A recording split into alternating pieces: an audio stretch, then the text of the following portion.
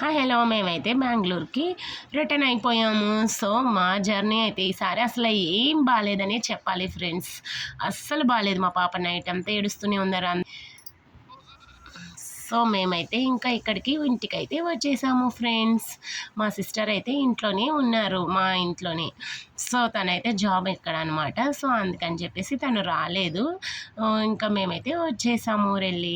ఇక్కడ మా పాప ఐస్ క్రీమ్ తింటుంది ఫ్రెండ్స్. ఎందుకేనంటే నైట్ ఏడుస్తుంటే ఐస్ క్రీమ్ ఇప్పిస్తాను ఎడవకన్నా, సో రావడమే ఐస్ క్రీమ్ ఇప్పించు అని మళ్ళీ ఏడిసింది. సో అందుకే వాళ్ళ నాన్న అయితే ఐస్ క్రీమ్ ఇప్పించేశారు.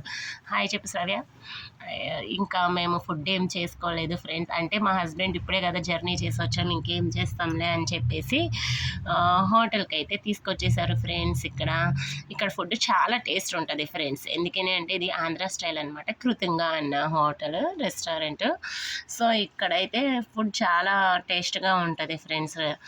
సో అక్కడికైతే తీసుకొచ్చేసారనమాట మమ్మల్ని రెస్టారెంట్కి. ఫుడ్ మాత్రం చాలా టేస్ట్గా ఉంది. మా పాప అయితే ఏమీ తినట్లేదు.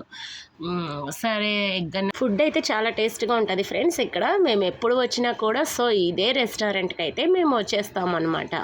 సో ఇది చాలా ఇష్టం మాకు. ప్లీజ్ నచ్చితే లైక్ చేసేయండి, షేర్ చేసేయండి, సబ్స్క్రైబ్ చేసుకోండి.